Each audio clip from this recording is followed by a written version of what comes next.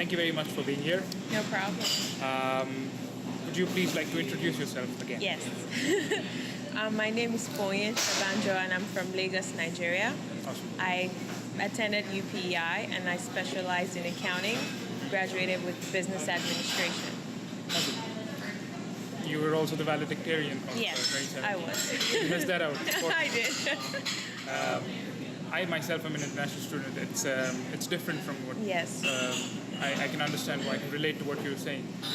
Talking specifically about UPI, what's the student community like in terms of diversity, and how accepted did you feel? Did you have any good experiences or bad experiences for that matter? I'm pretty sure it must have been a mixed bag. It's a variety of different Yes. things that you face generally. So, UPI is a very diverse community. There's students from about 80 countries now, and fortunately, there are a lot of students from Nigeria. So that was kind of easy for me, mixing with other Nigerian students. So looking back on your time at UPI, would you have done anything differently in terms of making friends or in terms of interacting with people from other nationalities or ethnicities? Well, I did make a lot of friends from other countries, from other places in the world, and no, I don't think I would have done anything. Well, maybe I would have started participating in like other social parts of school and maybe volunteered earlier, but that's it.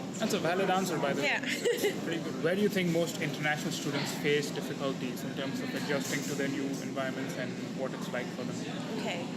So firstly, working with the IRO was wonderful. I got to meet a lot more international students, and it kind of served as a motivation for other Nigerian or African students that were coming here, because if I sent an email and I signed my name, they recognize my name and they're like, "Oh, are you Nigerian?" I'm like, "Yeah, welcome." Yeah. So that was really nice, and I got to meet a lot more people than I would have if I wasn't working at the IRO. Yep. And I think except language, like language is one of the biggest ones, especially for students who don't speak English as their first or second languages. Yep. And the other might be, socially getting used to the communities, right? Because it's harder when you don't speak the language, you're not used to the weather, you're not used to the food, you're not used to the people's way of life. You're cranky. It's you don't exactly, wanna go you're out. just cranky. You don't have any friends. It's True, yeah. So that's definitely one of the biggest problems that international students face.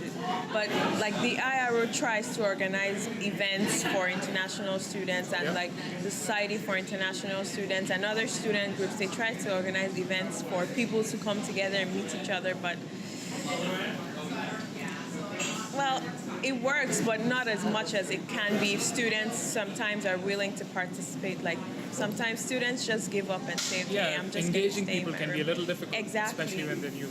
What would you like to see a lot of these international students coming prepared with? Well, I think they should, first of all, come with no expectations, because if you have the idea that you're coming to Canada, you expect like tall buildings, but that's not how PEI is. Like, come with no expectations, but come with an open mind. Because with an open mind, like you're open to anything. You'd like to participate in anything. You'd like to join any group, right? So come with the expectation to learn something. That should only be your expectation. Like learn something, gain something, know that you're here for a reason. You're paying the extra international student fees for a reason. So you might as well make the most out of it, right?